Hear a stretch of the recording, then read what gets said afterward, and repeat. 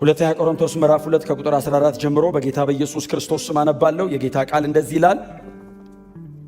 ነገር ግን በክርስቶስ ሁልጊዜ በድል አድራጊነት እያዞረ ለሚመራን የእውቀቱንም መዓዛ በእኛ አማካኝነት በየስፍራው ለሚገልጥ አምላክ ምስጋና ይሁን።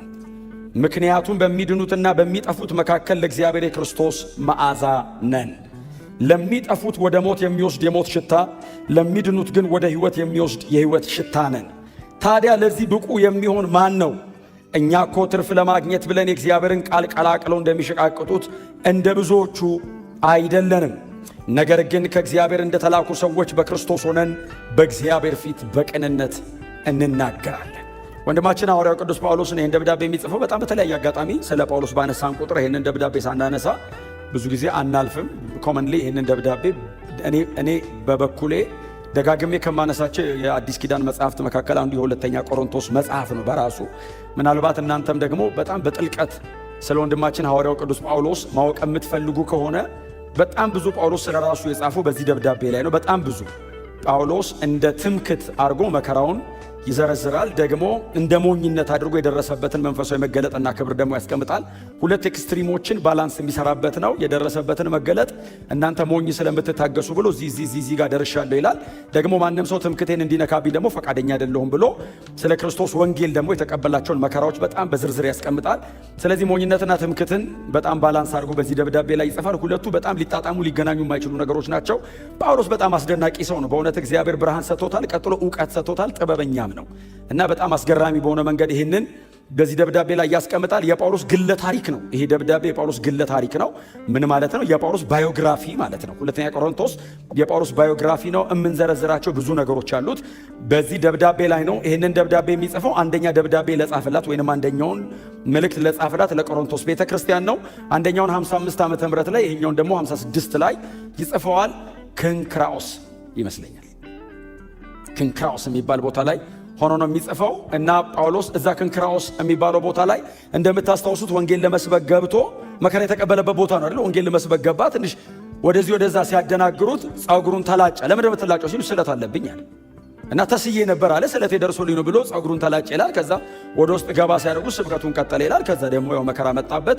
ይህንን ደብዳቤ የሚጽፈው ከዛ ነው 55 ላይ እና 56 ላይ አንደኛና ሁለተኛ ደብዳቤውን ይጽፋል። አንደኛ መልእክቱ ላይ መስተካከል ያለባቸውን አንዳንድ ነገሮች በቆሮንቶስ ቤተክርስቲያን ላይ ጳውሎስ ያነሳል። በተለይ አካሄዳቸውን፣ የህይወት አቋማቸውና ባህሪያቸውን እንዲያስተካክሉ። ሁለተኛ ደብዳቤው ላይ ደግሞ በመጀመሪያ ደብዳቤው ትንሽ ባደረኩት ነገር አዝናችሁብኛል ይላል ጳውሎስ። አዝናችኋል። ትንሽ ጠንከር ብሎ ነበር አይደል? አንደኛ መልእክቱ ላይ ትንሽ ጠንከር ብሎ ነበር። አንዳንዶቹ ለሰይጣን ሁሉ አሳልፌ እሰጣለሁ እስኪል ድረስ በጣም ጠንካራ ሆኗል። አግሬሲቭ ነበር። በጣም ደክሞባቸዋል። በጣም ዋጋ ከፍሎባቸዋል። 1 ዓመት ከ6 ወር 18 ወር ነው ተቀምጦ ዋጋ የከፈለው። ግን ጳውሎስ እግሩ ከወጣ በኋላ ደግሞ በእርግጥ እንደሚመለስ አይነት ሆኖ አይደለም ጳውሎስ የሚወጣው አይደል? ፎር ጉድ ሊሆን ይችላል፣ ላልመለስ ይችላል ብሎ ነው የሚሄደው እና በኋላ ላይ በመካከላቸው የተፈጠረው ነገር በጣም ዲስአፖይንት አደረገው ጳውሎስ።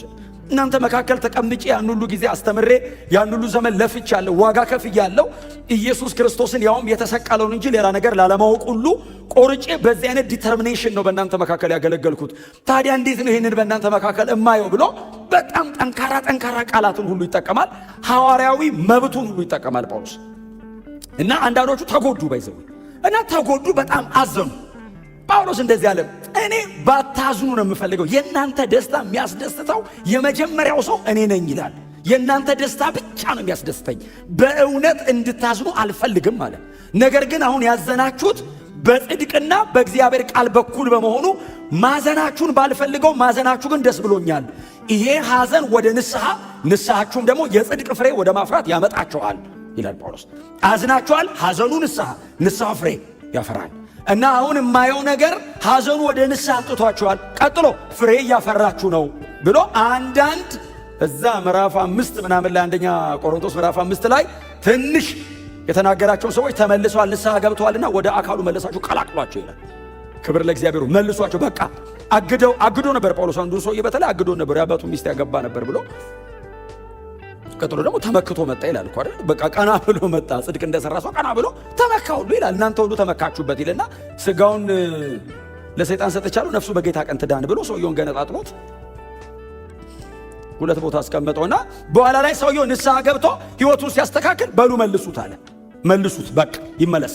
እዚህ ላይ በቃ እንደው ንስሐ እንደገባና እንደተስተካከለ አይቻለሁ ይመለስ ይላልና አንዳንድ ማስተካከያዎችን ከዛ እመጣለሁ ብሏቸው ነበር ቆሮንቶሶችን። ከዛ ቆሮንቶሶች ከአንዴም ሁለቴ ባይዘው እመጣለሁ ብሏቸው ቀረ። እመጣለሁ ብሏቸው ሲቀር አንተ እመጣለሁ እያልክ የምትቀረው ቃላዋ እንትን ነህ ማለት ነው። ቃልህን አትጠብቅም ማለት ነው። እና ለእሱ ደግሞ መልስ ይሰጣል።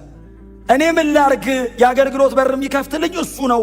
እሱ የእኔ መሪ ነው። እሱ ነው የምከተለው።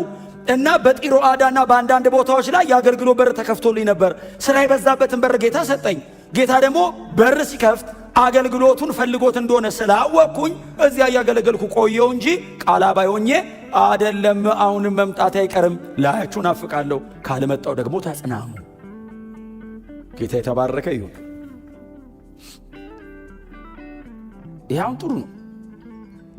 አሁን እመጣለሁ ብሎ አሁን ለባይ መጣ። አሁን እኔ አሁን ሄጄ ብቆይ ምን ልትሆኑ? እመጣለሁ ብለህ እንዴት?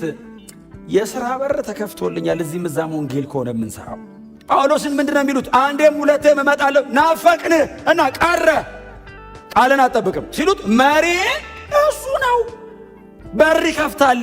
በር ከፈተ ማለት ሥራ አለ ማለት ነው። ታዲያ ሥራውን እየሰራው እያለ የእናንተን ቀጠሮ ትቼው አይደለም፣ የእሱ በልጦ ነው። እናንተን መጥቼ ብጎበኝ ደስተኛ ነኝ። አዎ የእሱ ግን ይበልጣል።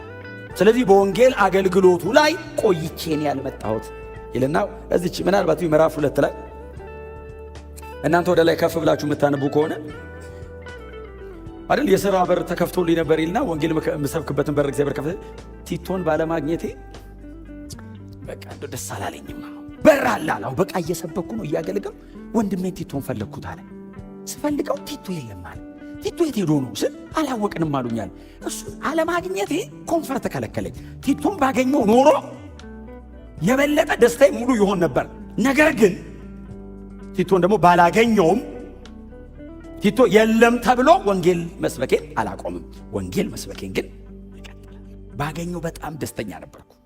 አብሮኝ ቢኖርና ቢያግዘኝ እኔ የወንጌሉን እውነት ስሰብክ እሱም አጠገቤ ቆሞ አብሮኝ ቢሰብክ እደሰት ነበር። ግን ቲቶን አላገኘሁትም።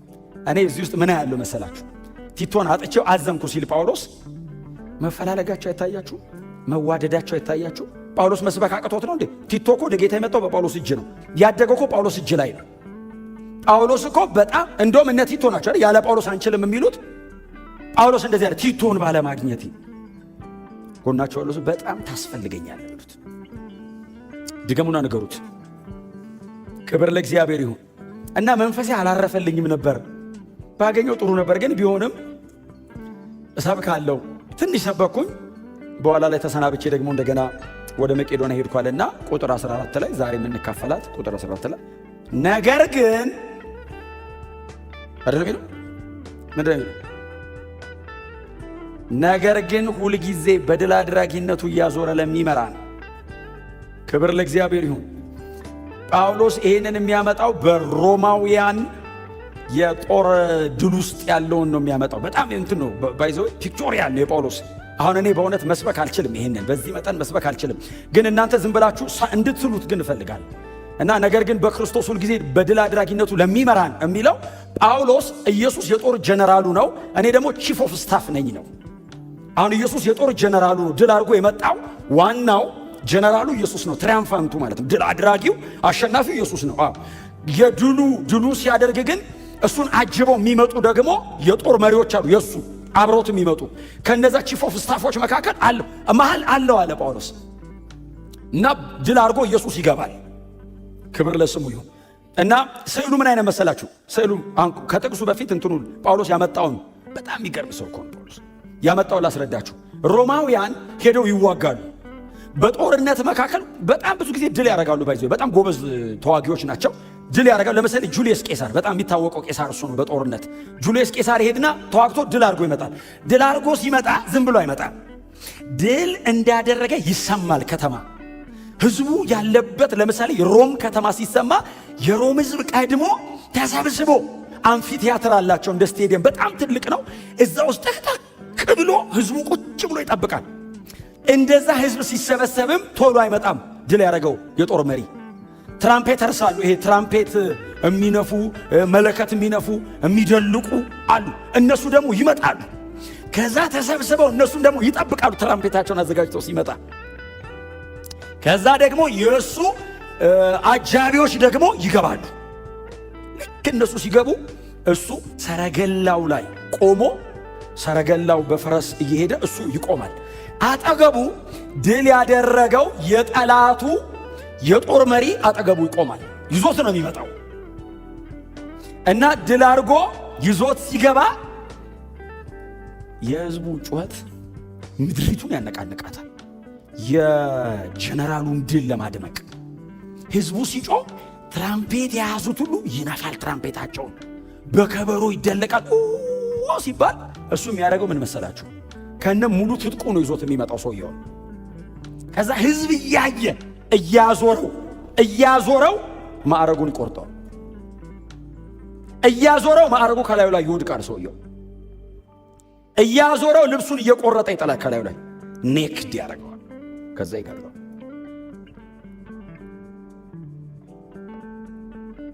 በድል አድራጊነቱ እያዞረ ለሚመራን አለ ጳውሎስ። ኢየሱስ ድል አድርጎ ይዞት መጣ አለ። አሸንፎ ይዞት መጣ። ኢየሱስ ይዞት የመጣው የሆነ አንፊ ቲያትር አይደለም። በሰማይና በምድር መካከል ነው ኢየሱስ ድል ያደረገው። ይዞት መጣ። ድሉን ይዞ ሲገባ፣ ኢየሱስ ይዞ ሲገባ እኛ የአዲስ ኪዳን አማኞች በሙሉ ተሰብስበን አብረኑ መጣን። ድሉ የነሱም ነው ብሎ ማለት ነው። አንፊ ቲያትሩ ላይ ያሉት ያ ሁሉ ሕዝብ ይጮሃል። እኛ እሱ ተዋግቶ ባሸነፈው እጃችን ነው ለበልባለን።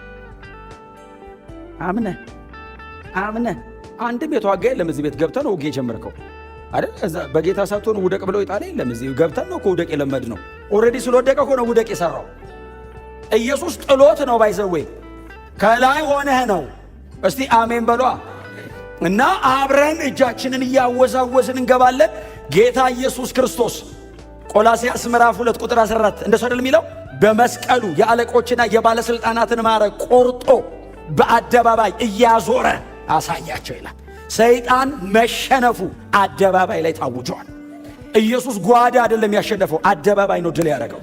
ማዕረጉን የቆረጠው አደባባይ ላይ። እኛ ብቻ አይደለንም ያየነው፣ ዓለም ሁሉ አይቷል። ሰማይ አብ፣ ቅዱሳን መላእክት አይተዋል። ምድር የሰው ዘር በሙሉ አይቷል። ከምድር በታች የተጣለ በሙሉ አይቷል። በሰማይ በምድር ከምድር በታች ኢየሱስ ድል ማድረጉ ታውጆ አልቋል። ጮክ በሉና ኢየሱስ አሸንፏል በሉ። ጳውሎስ እንደዚህ አለ። ኢየሱስ ድል አድርጓል ሲላቸው የቆሮንቶስ ቅዱሳን አዎ ይሉታል። ጳውሎስ እንደዚህ አለ ጨምሮ፣ በድል አድራጊነቱ ድል ያደረገው እሱ ነው። ያሸነፈው እሱ ነው። የተዋጋው እሱ ነው። መስቀል ላይ ሰርቶ የጨረሰው እሱ ነው። ብቻውን ነው። የሚያዞረው የሚመራው እኛን ነው። በድል አድራጊነቱ ውስጥ የድሉ ተካፋዮች ሆነን፣ የስልጣኑ ተካፋዮች ሆነን ከእርሱ ስር ሆነን አብረን እንዞራለን። የትም ስንገባ ድል የምናደርገው ከክርስቶስ የተነሳ። ከእኔ ጋር ከተያያዘ ማሸነፍ አልችልም። ከኢየሱስ ጋር ከተያያዘ የማይሸነፍ ነገር የለም። አንድም ነገር ላደርግ አልችልም። ተወው ጠላትን፣ ተወው የጨለማውን ዓለም፣ ተወው ካንተ ውጭ ራስን ማሸነፍ አትችልም። ከኢየሱስ ጋር ከሆንክ የትኛውም ኃይል ይሰበራል፣ የትኛውም ጉልበት ይንበረከካል፣ የትኛውም ባለ ማዕረግ ኢየሱስ ስትልበት ማዕረጉን ጥሎ ዝቅ ይላል። ኢየሱስ ብቻ ድል አድርጓል። ጳውሎስ እንደዚህ አለ። በድል አድራጊነቱ ብቻውን ነው አይደል? ድል አድራጊ ብቻውን የሚመራን እኛን በኋላ ነው እሱን ያስከተተን። በምድር ላይ ሰይጣን ሊቋቋመው የማይችለው ሕዝብ ይሄ ሕዝብ ብቻ ነው። ሰይጣን እኔን ኮሚኒኬት የሚያደርገኝ በልጁ በኢየሱስ ክርስቶስ በዘላለም አምላክ በእርሱ በኩል ብቻ ነው። ሰይጣን በፍጹም በምንም በኩል ኮሚኒኬት ካደረገ ያሸንፋል። በኢየሱስ ክርስቶስ በእግዚአብሔር ልጅ በኩል ከሆነ ጎናቸው እርሱ በክርስቶስ ኢየሱስ ጉልበት በሙሉ ተንበርክኳል በሉት። በጣም ደስ ይላል። ዝም ሳስበው ውስጤ ይስፋፋል። እርግጠኛ ቻሌንጆቻችሁን በሙሉ የሚያንሱባችሁ በክርስቶስ ኢየሱስ የተሰራውን ድል በእምነት ስትቆጥሩ ብቻ። ጳውሎስ በጣም ዋይዝ ክርስቲያን ነው ያለው። ክንክራውስ ነው፣ ጸጉሩን ተላጭቷል፣ ቁጭ ብሏል። ባይዘው ወንጌል ከሆነውን ሰብኬ ዋጋ ልከፍል ይችላል ይላል። መከራ ሊያበሉኝ ይችላሉ። የሚጽፈውን ግን ይዩት፣ በድል አድራጊነቱ ያዞረኛል ይላል። እዚህ ክንክራውሳው የተወሰነ ሰው ይዤ ነው ወደ ጌታ የሚሄደው ይላል። ክንክራውስ እንደዚህ ሰው ተሰብስቦ ሲያ ቤተ መቅደሱ አካባቢ ጳውሎስ እንደዚህ ይላል፣ ከነዚህ የተወሰኑትን ይዣቸው ይሄዳሉ፣ ድል ያደርጋል ጌታ ይላል። በክርስቶስ ኢየሱስ እናሸንፈዋለን ይላል። ክብር ለኢየሱስ ይሁን። ይሄ ጊዜ ወንጌል ነው። እንዳትቀምጡ፣ በእናንተ ፕሮፋይል እንዳሰባ ኢየሱስ ክርስቶስን ይዛችሁት ቁሙ። በፍጹም እኔ ማለት ብላችሁ እንዳትጀምሩ። ከክርስቶስ ኢየሱስ ተነሱ። ያኔ የትኛውም የዚህ ዓለም ሲስተም ነሽድ ኢየሱስ እንዳደረገው ይገለጣል። ኢየሱስ ማዕረጉን እንደቆረጠው ይገለጣል። በወንጌል ብቻ ነው ልታዋርደው የምትችለው። ይህንን ዓለም አትችለውም በሌላ መንገድ። በፍጹም ተለካክታችሁ ተወዳድራችሁ ተፎካክራችሁ ዓለምን ልታሸንፏት አትችሉ። ኢየሱስ ስትሉ ግን ዓለም መሸነፏ፣ ሰይጣን ድል መደረጉ ወደ ብርሃን ይወጣል። ስሙ ለዘላለም የተመሰገነ ነው። ጌታ የተባረከ ይሁን። ከዛ ምንድነው የሚለው? ይቀጥላል። በድል አድራጊነቱ እያዞረ ለሚመራን። ስለዚህ ጳውሎስ ከአንዴም ሁለቴ ጠርታችሁኝ ከአንዴም ሁለቴ ጠብቃችሁኝ ያልመጣሁበት ምክንያታው መሪ ጀነራል አለኝ ነው። ባይዘዌ ከእሱ ሐሳብ ጋር የተያዘም ነው የሚያነሳው። የሚመራኝ ያለ ነው እና እሱን ጠብቄ ነው የምራመደው። እሱ ነው መሪ።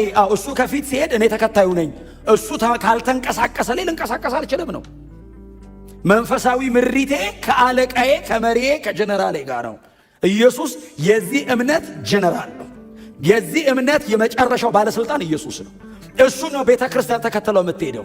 ኢየሱስን ተከትለን ስንዴት ነው ድል የምናደርገው? አንድ ቃል አለ ሚክያስ ላይ ትንቢተ ሚክያስ ምዕራፍ 2 ላይ ሰባሪው ከፊታቸው ቀድሞ ወጥቷል የሚል ቃል አንብባችሁ ታውቃላችሁ? ሰባሪው ከፊታቸው ቀድሞ ወጥቷል ይልና እነርሱም ከእርሱ ጋር አብረው ተከትለውታል ይላል። እርሱ ሰብሮ በወጣበት በኩል ከእርሱ ጋር አብረው ይወጣሉ ይላል። ንጉሳቸው በራሳቸው ላይ ነው። ክብር ለኢየሱስ ይሁን። ከሌላ ነገር ጋር አይከታተሉም። ንጉሳቸው ነው የሚከተሉት። እርሱ በሚወጣበት በኩል ሰብሮት ስለሚወጣ እርሱ በወጣበት ነው የሚወጡት። እርሱ ባልወጣበት በኩል ቢወጡ ተጋጭተው ነው የሚመለሱት። ከፊታቸው ያለው ንጉሳቸው፣ ራሳቸው ላይ ያለው ንጉሳቸው። ጌታን ጠብቁት፣ እንዳትቀድሙት፣ ተከተሉት፣ አብራችሁት ሂዱ። የህይወት ዘመን መልእክታችሁ ወንጌል ብቻ ይሁን። በቃ ኢየሱስ ስትሉ ይቀድማል ከፊት። ወንጌል ስትሉ በራሳችሁ ላይ ሆኖ ይታያል። ከሱ ውጪ ያረጋችሁት ቀን እናንተና ሌላው ነገር አትችሉትም።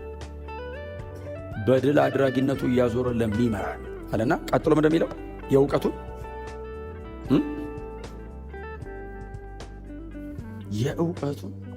መዓዛ በእኛ አማካይነት በየስፍራው ለሚገልጥ አምላክ። ምን ማለት መሰላችሁ? ጳውሎስ ይሄም ስዕሉ እዛው ድሉ የተከናወነበት አካባቢ ላይ ነው ያለው። ሲገቡ ምን ይደረጋል መሰላችሁ? ልክ አሁን እኛ ልክ እንደ ዕጣን አድርገን እንደምናቀርበው ለአምላክ የሚቀርብ መስዋዕት አለ። በእነሱ ዘመን ለአምላካቸው መስዋዕት ይቀርባል እና ጠረን አለው። እንደ ዕጣን ነገር ላይ ይጨመርበታል። ሽታው ይወጣል። አንድ ነው ባይዘው ሽታው ሁለት ለጠላትና ለእንትን የሚባል አይደለም። ሽታው አንድ ነው። ሽታው ሲወጣ በኃይል መዓዛው ሲወጣ አሸንፈው የመጡት ሲያሸቱት የህይወት ሽታ ነው። ያንኑ ሽታ ተሸንፎ የተያዘው ሲያሸተው የሞት ነው ራሱ።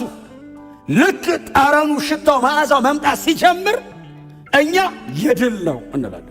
ለሚድኑት የህይወት ለሚጠፉት የሞት ሽታው አንድ ነው። የእግዚአብሔር የምኑ ዕውቀት ነው የሚለው እንደሚለው የእውቀቱ መዓዛ። የእግዚአብሔር ዕውቀት የተባለው ወንጌል። በእናንተ የሚወጣው መዓዛ የወንጌል እውነት ነው፣ ሌላ ዕውቀት አይደለም። በዓለም ላይ የቤተ ክርስቲያን ጠረን ሊሆን የሚችል ሌላ ዕውቀት የለም፣ ሌላ ትምህርት የለም፣ ሌላ መረዳት የለም። መልእክታችን ኢየሱስ ብቻ ነው። መልእክታችን ሁሌ የምንለው የተሰቀለው ክርስቶስ ብቻ ነው። እሱ መዓዛችን ነው። ያንን ስትሰብኩ በቤተ ክርስቲያን መካከል ሐሴት ያደርጋሉ ቅዱሳን። ድል በዚህ ውስጥ ያገኘ ሰው በሙሉ አሜን ይላል። ያው መልእክት እዚህ ቤት አሜን የተባለ መልእክት ሌላ ቦታ ደግሞ አሜን አይባልም። ጳውሎስ እሱ ነው የሚለው የእውቀቱን መዓዛ በእኛ ለሚገልጥ። ምንድነው እውቀቱ? የክርስቶስ ወንጌል፣ የልጁ የኢየሱስ ክርስቶስ የዘላለም ሕይወት የተገለጠበት የወንጌል እውነት። ይሄንን የሚያክል ጠረን ተሸክማችሁ ተሸፋፍናችሁ እንዳትሄዱ፣ ደብቃችሁት እንዳትሄዱ ወዳጆቼ። እሱን የገለጥክ ቀን ነው ልዩነት የምትፈጥረው። ሽታው አምፊቲያትሩን ስቴዲየሙን ሲያውደው ያውቀዋል። ይሄኛው የሞት ነው ይላል፣ ይሄኛው ደግሞ የሕይወት ነው። ክብር ለእግዚአብሔር ይሁን። ውስጣችሁ የተቀመጠ የእግዚአብሔር እውነት አለ፣ የተሸከማችሁት ወንጌል አለ። እግዚአብሔር በእናንተ ውስጥ ያበራው ዘላለማዊ ብርሃን አለ። ወዳጆች ምንም አያጓጓንም። የመጨረሻ መልእክታችን ይሄና ይሄ ብቻ ነው። ምንም ነገር አያጓጓንም። እምንዘምረው ይሄንን ነው። የዘመርነው ቅድም እኮ ነው ኃይለኛ ያለው ይሄ እኮ ነው። እንዳንተ የለም ያለው የጦር ጀነራሎችን እኮ ነው ሰብስቦ ማድረግ የቆረጠው። ለብቻው ነው ኢየሱስ። እስቲ አሜን በሉ። ሰማይ ያመሰግነዋል። ጉልበት ተስማምቶ አይደለም፣ በግድ እኮ ነው የሚንበረከከው። ተስማምተው እኮ አይደለም፣ ብትንበረከኩልኝ አይደለም እኮ አሸንፏቸው። ጉልበት ሁሉ ለእርሱ ይንበረከክ ዘንድ። ለምን ነው የሚንበረከከው? ተገዶ ተሸንፎ። ቆሞ የሚቀር የለም። እምቢ ቢል ሰብሮ ያንበረከከዋል። ሰብሮ ጉልበቱን አድቅቆ ያንበረከከዋል። አይቻልም አለማንበርከክ። የብቻው ነው ድሉ። አሸንፎ ነው የመጣው። ጌታ ኢየሱስ ክርስቶስ ድል አድርጎ ሲመጣ ሰማይ በመዝሙር ሲሞላ፣ ምድር ስታስተጋባ የኔ ብቻ አይደለም የእናንተም ነው አለ። ኑ ይሄንን መዓዛ በእናንተ በኩል አድርጌ አወጣዋለሁ። ድል ማድረጌን በእናንተ በኩል አድርጌ ለዓለም ሁሉ አውጀዋለሁ። የሚቃወማለ? አዎ እስከሆነ ጊዜ ነው፣ ይንበረከካል። እምቢ የሚላለ? አዎ ሲሸተው ያውቀዋል። የእውቀቱ መዓዛ ሲወጣ ያውቀዋል። ኖ ይላል። በግድ ሰሬንድ። የትኛውም ሲስተም፣ እኔ ስለ ግለሰብ አይደለም እያወራሁ ያለሁት፣ ስለ ሲስተም ነው። የዚህ ዓለም ሲስተም፣ የዚህ ዓለም ስርዓት ወዱ አይደለም፣ በኃይል። ስሙ ለዘላለም የተመሰገነ ይሁን። ድል እያደረግን እንኖራለን፣ እያሸነፍን ነው የምንኖረው። ግን ደግሞ ይሄ ድል ፉልፊል ሆኖ የሚገለጠው ጌታችን ኢየሱስ ክርስቶስ በክብር የመጣ ቀን ነው። የዛን ቀን ኢየሱስ ሲመጣ ማን እንደሆናችሁ ቺፍ ኦፍ ስታፍስ፣ የጦር ሰራዊቱ አካላት አብረን እንመጣለን። ከኋላው ወደ ምድር ሲመጣ አውሬውን ከነሰራዊቱ አስሮ ሲወረውር አብረን ከኋላው እንከተለዋል። በድል አድራጊነቱ እስከ መጨረሻ እያዞረ በሁሉ ስፍራ ይመራናል። ስሙ ለዘላለም የተመሰገነ ይሁን። በውስጣችሁ የተቀመጠ መዓዛ አለ፣ መዓዛ አለ፣ ጠረን አለ እናንተ ውስጥ። ይሄ መዓዛ መውጣት አለበት። የእውቀት ነው መዓዛው። ሽታው የሚወጣው በክርስቶስ ኢየሱስ ወንጌል ውስጥ ነው። ዝም አትበሉ። ወንጌል ዘምሩ፣ ወንጌል ጸልዩ፣ ወንጌል ስበኩ፣ ወንጌልን ኑሩ። ይውጣ። በትሕትናችሁ ይወጣል ይሄ መዓዛ። በመታዘዛችሁ ይወጣል ይሄ መዓዛ። በቅድስናችሁ ይወጣል ይሄ መዓዛ። በጽድቅ አቋማችሁ ይወጣል ይሄ መዓዛ። በምትቆሙበት ቦታ ላይ ሁሉ በምትኖሩት የሕይወት አቋም መዓዛው ይወጣል። ይሸታል፣ ያሸቱታል። ሲያዩ ኢየሱስን ትሸታለህ ይለዋል። አይቼዋለሁ አንተ ላይ ይለዋል። እግዚአብሔር ቦታ አይመርጥም። በስፍራ ሁሉ የሚል ቃል አንብባችኋል። በስፍራ ሁሉ ነው የሚለው። ቦታ አይመርጥም። ቸርች አይደለም የሚሸተው፣ የትም እኛ እንግባ ብቻ። እስቲ አሜን በሉ። የምትሰሩበት ቦታ ላይ፣ የምትማሩበት ቦታ ላይ፣ የምትኖሩበት አካባቢ ላይ ይሄ መዓዛ ይውጣ በእናንተ። ይሽተት አካባቢው። በእውነት ነው የምላችሁ፣ ከዚህ በላይ ክብር የለንም። ከዚህ የሚበልጥ ደግሞ መልካም መዓዛ ክርስቲያን የለውም። በጣም ቆንጆ ሽቶ ተቀቡ፣ ችግር የለም። እኔ እያወራሁ ያለሁትን የሕይወት ጠረን ነው። እኔ እያወራሁ ያለሁትን ስለዚህ ጨርቅና እዚህ ላይ ስለሚደረጉ ጠረኖች አይደለም፣ ስለ ሕይወት ነው የማወራው። ከእናንተ ይውጣ ሽታው። ይሸታል። ገብተ ቁጭ ስትል ሽቶ የተቀባ ሰው ይሸት የለ እንዴ? የሆነ ቦታ እኮ ገብቶ ሲወጣ አንዳንድ ሰው ለመምጣቱ እኮ ምልክት አለው። ጠረኑ ይቀራል እዛው። ሕይወት እንዴት የበለጠ አይሸትም ታዲያ? ወንጌል እንዴት የበለጠ አይሸትም ታዲያ? ገብተ ስትወጣ ድብልቅልቅ አረገው መውጣት አለብህ። ቀየረው ጠረኑን መባል አለበት። የእነሱን ሽታ መዋጥ አለበት። ያንተ የሕይወት ሽታ። ክብር ለኢየሱስ ይሁን። በሚድኑትና በሚጠፉት መካከል መሽተት አለባችሁ። አንዳንድ ሰው በሚጠፉት መካከል ከሸተተ የሚድኑት መሃልም ግን መሽተት አለብህ። አንዳንድ ሰው የሚድኑት መሃል ይሸትና የሚጠፉት መሃልም ግን መሽተት አለብህ። በሁሉ ሰው መካከል መሽተት አለብህ። ጌታ ኢየሱስ ክርስቶስን አይታችሁታል። ፈሪሳውያንም ያሸቱታል፣ ደቀ መዛሙርቱም ያሸቱታል። እነዚህ እነ ጳውሎስን ይዋቸው ቤተ ክርስቲያን ያሉ ቅዱሳን ያሸቷቸዋል። በደጅ ያሉ ፈሪሳውያንም ያሸቷቸዋል። ሁሉም ጋር ሽታ ናቸው። በደጅ ያሉት ሊገሏቸው ይፈልጓቸዋል። በውስጥ ያሉት በመንበርከክና በጸሎት አጠገባቸው ቆመው የወንጌሉን ተካፋይ ይሆኗቸዋል። ሽታው አንድ ነው፣ መልእክታቸው ሁለት አይደለም። መልእክታቸው አንድ ነው። ኢየሱስ ስትሉ መልእክታችሁን ስታቀርቡ ጠረናችሁ ክብር ለእግዚአብሔር ይሁን።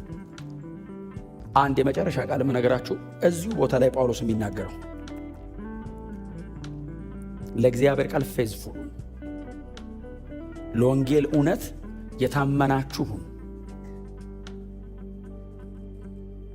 በፍጹም ጳውሎስ እንደዚህ አለ፣ ትርፍ ለማግኘት ብለው እንደሚሸክቱ አይደለንም። ትርፍ ለማግኘት ብለው ለቅዱስ ቃሉ ታማኞች ነን አለ ጳውሎስ። ታማኙ ነው። በፍጹም በእውነት ሰው እንዲያመሰግናችሁ ምንም ነገር እንዳታረጉ፣ ጌታ እንዲከብር ብቻ አርጉ። እስቲ አሜን በሉ። በእውነት ዛሬ የረገማችሁ ሰውዬ ነገ ወደ ጌታ መጥቶ ይባርካችኋል። በፍጹም ከሰው ጋር እንዳይገናኝ ጳውሎስ የሚለው እሱን ነው። ትርፍ ለማግኘት ፕሮፊቱ እግዚአብሔር አይደለም እኮ አይደል ጳውሎስ እያወራ ያለው። እኔ ትርፍ ለማግኘት ብዬ በእግዚአብሔር ቃል ላይ እንደሚሸቅጡት አይደለሁም። ጳውሎስ የሚያቀርበው ምን መሰላችሁ? ጄኒዩን ያልሆኑ አሉ። ምንድነው? ለምሳሌ አሁን ጳውሎስ ያቀረበበት ላቀረበው ወይኑ ላይ ውሃ ይጨምሩበታል። ከዛ ያቀጥኑትና ቴስቱን ያጠፉታል። ጄኒዩን አይደሉም ነው። ምን ማለት ነው? ክብር ለማግኘት የሆነ ከሰው ዘንድ ሞገሳን ለማግኘት ከሰው ዘንድ የሆነች ትርፍን ለማግኘት ብለው ሚክስ ያደርጉታል። እንደዛ አይደለንም እኛ። የወንጌል አማኝ እንደዛ አይደለንም እኛ። ለቅዱስ ቃሉ ታምነን እስከ መጨረሻ እንድንሄድ ጌታ ይርዳን። እውነትን ብቻ፣ ወንጌልን ብቻ፣ ክርስቶስ ኢየሱስን ያውም የተሰቀለውን ብቻ እየሰበክን እንድንጨርስ ጌታ ጸጋውን ከሁላችሁ ጋር ያርግ። እውነቴን ነው የምነግራችሁ። ሙገሳ በጣም ከባድ ነገር ነው። ቻሌንጅ ደግሞ ሌላ ደግሞ መከራ በጣም ከባድ ነገር ነው። መሞገስ ደግሞ ቀጥሎ መገረፍ፣ ሁለቱም ከባድ ነው። ጳውሎስ እንደዚህ አለ፣ ትርፍ ለማግኘት ብለን በፍጹም በወንጌሉ ላይ አንዳች አንጨምርም። መጨመር የሚለውን ቃል ጳውሎስ ምንድን የሚለው? መሸቀጥ። ጥሩ ቃል አይደለም አይደል? ቃሉ በጣም ኔጌቲቭ ነው።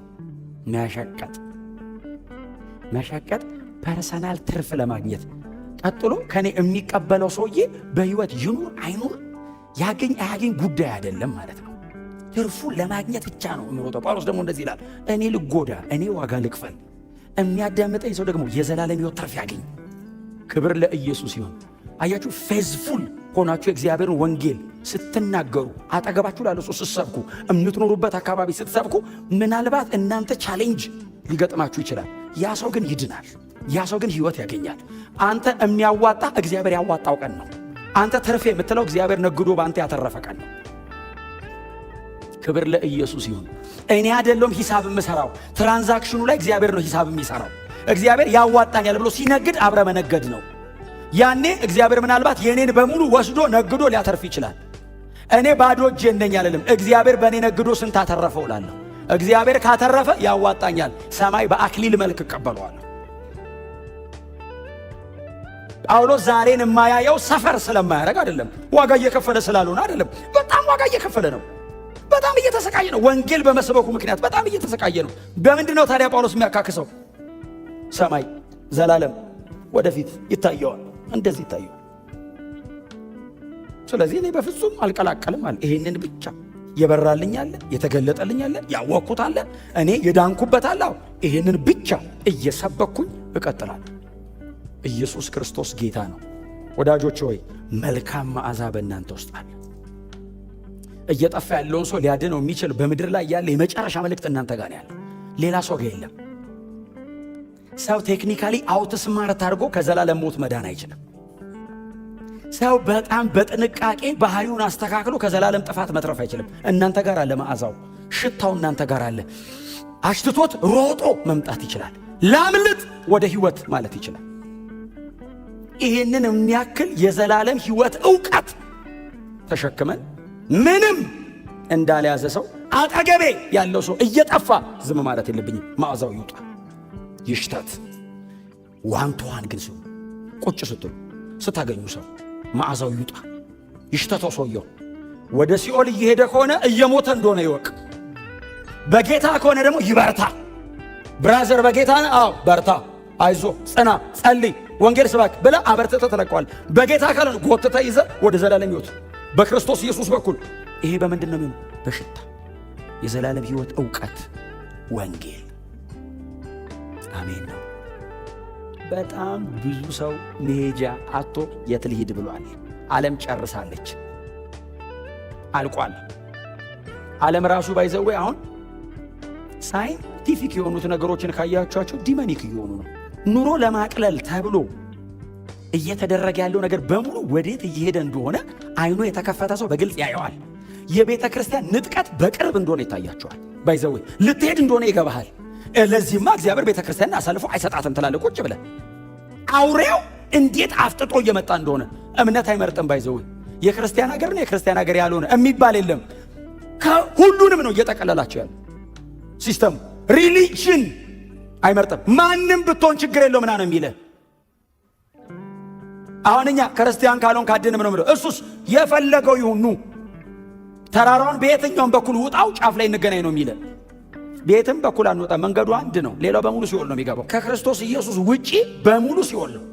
በክርስቶስ ኢየሱስ በኩል ብቻ ነው ሰው የዘላለም ሕይወት የሚያገኘው። ሲስተሙ አግሬሲቭ ሆኗል። ሰው ማምለጥ ይፈልጋል። ወዴት ይሄድ? እንንቃ። አትሊስት እንደ ኢሲአርሲ እኛ መንቃት አለብን። እንደ ግለሰብ እያንዳንዳችን መባንን ብንን በሉ፣ ንቀት በሉ። ቶሎ ወደ ሞት የሚነዳውን ሰማይ የሚሄድ ብዙ ሰው ይዘን መሄድ አለብን። እስቲ አሜን በሏ። ብዙ ሰው መዳን አለበት በእኔና በእናንተ ዘመን። በእውነት ነው የምነግራችሁ። ብዙ ሰው ከዘላለም ጥፋት ማምለጥ አለበት። በምንድን ነው የሚያመልጠው? መልካሙን መዓዛህን አውጣው። እግዚአብሔር አምጣ አትበለው፣ አንተ ውስጥ አስቀምጦታል። በእያንዳንዳችን ውስጥ አስቀምጧል። የወንጌል እውነት ነው መልካሙ መዓዛ። ሰው የዘላለም ሕይወት የሚያገኝበት ይሄ መልእክት ነው። መልካሙ መዓዛ አውጡት፣ ይሰበር ሸክላው። ውስጥ የተቀመጠው የከበረው መዝገብ ይውጣ። የከበረ መዝገብ ሸክላ ዕቃ ውስጥ አለው። ሸክላው ካልተሰበረ እንዴት ይወጣል? ወንጌልን የሚያክል እውነት ተሸክሜ ደብቀው እንዴት ይሆናል? ሸክላው ይሰበር፣ መልእክቱ ይውጣ። አይ ሸክላውን ቫልዩብል ያደረገው ሸክላው የተሰራበት ማቴሪያል አይደለም። ሸክላ ውስጥ እግዚአብሔር ያስቀመጠው መልእክት ነው። አውጣው። ጮክ በሉና እስቲ እኛ ግን በሉ እስቲ የተሰቀለውን ክርስቶስን እንሰብካለን። ይሄ የቤተ ክርስቲያን አዋጅ፣ የዘላለም ሕይወት መልእክት ነው። በቃ ይሄ ነው አዋጃችን። መልእክቱስ የዘላለም ሕይወት መልእክት ነው። እማናፍርበት ነገር ወንጌል ብቻ ነው። ምንም ነገር እስክደርስበት ነው። ከዛ ያሳፍርሃል፣ እንደውም ያሸማቀቃል። ለዚህ ነው እዚህ ድረስ የደከምኩት ነው የምትለው። ወንጌልስ ሰውየው ቢመጣ የዘላለም ሕይወት ነው የሚያገኘው። ኢየሱስ ክርስቶስ ጌታ ነው፣ ያድናል። ብቻው ነው የሚያድነው። እግዚአብሔር አብ የሚቀበለው በክርስቶስ ኢየሱስ በኩል ብቻ ነው። ይሄ መልእክት ማጋን ያለው ቤተ ክርስቲያን ጋር። ቤተ ክርስቲያን ምን እንድታደርግ ነው መሬት የተቀመጠችው? እንድትሰብከው ክሌም አውጁት። ሌላ ነገር አታውጁ። ይሄን አውጁ። ይሄንን እናውጃለን። ይሄንን እንሰብካለን። አንዲት ሰዓት ለቀን አንገዛም። ኢየሱስን እንሰብከዋለን። ገና እንሰብከዋለን። ጮክ በሉና ክርስቶስን እሰብከዋለሁ በሉ። እኮራለሁ። ታውቃላችሁ እኔ በዚህ ይሞቃል ውስጤ፣ ይግላል ውስጤ። ከክርስቶስ ኢየሱስ ውጪ አንሰብክም። ጳውሎስ እንደዚህ ራሳችንን አንሰብክም። የምንሰብከው እርሱ እንዴት ያስመካል? እርሱ እኔ ምንድነው የተጠየቁት? ማጽደቅ አይደለም የተጠየቁት፣ የጸደቀውን ማወጅ ነው የተጠየቁት። ኦልሬዲ እግዚአብሔር ከሰማይ ማህተም ይነገርልኝ አለ አብ። መላእክቶች በሙሉ ይሄንን ለማወጅ እኛን ለማገዝ ሰፍረዋል መሬት ላይ። ለማን የተሰጠው? ለቤተ ክርስቲያን። አግሬሲቭ መሆን ካለባችሁ እዚህ ላይ ሆኑ። ክብር ለኢየሱስ ይሁን። ደስ ይለኛል እኔ ወናችሁ እስክትሞት ድረስ ለኢየሱስ ክርስቶስ ተናገር በሉት። እግዚአብሔር ክብራችንን እዚህ ውስጥ አድርጎታል። እግዚአብሔር ኃይላችንን እዚህ ውስጥ አድርጎታል። እግዚአብሔር መወደድም ሞገስም ካለ እዚህ ውስጥ አድርጎታል። በዚህ ቦልድነስ ክርስቶስ ኢየሱስን እንሰብካለን። የምንሰብከው የዘላለም ሕይወት ያለው እሱ ጋር ብቻ ስለሆነ ኦብሰስድ መሆን አለባችሁ በክርስቶስ ተያዙ። እንደ ሱስ እንዳለበት ሰው ስለ ኢየሱስ ሳትናገሩ እማትውሉ ወንጌል ካልሰበክ ይመምህ እስቲ ይቆረጥም ያለ ምን ሆኜ ዝም ብሎ ይቆረጥመኛል እባክህ በርዶ ነው አትበል። ስለ ኢየሱስ ስላላወራው ነው በል። እስቲ አሜን በሏ። ምንድነው ኮንፈርት የከለከለኝ? አጠገቤ ያለው ሰው ያልነገርኩትም ብራዘር ኢየሱስ ክርስቶስ ይወዳል። ይለቃል ቁርጥማት ራሱ ትሞቃለህ። ከውስጥ ወደ ውጭ ይሞቃል። የውስጥ ሙቀት ደግሞ ለደጁ ብርድ ራሱ ይሆናል። የለም ሌላ እግዚአብሔር ሁሉ ነገራችንን እዚህ ውስጥ ገብቶናል። ይሄን አድርገን እንጨርሰዋለን። ኢየሱስ ክርስቶስ ብቻ ያድናል። የዘላለም ሕይወት የሚሰጠን ጌታችን ኢየሱስ ክርስቶስ ብቻ ነው። ኢየሱስ ዋሴ ነው።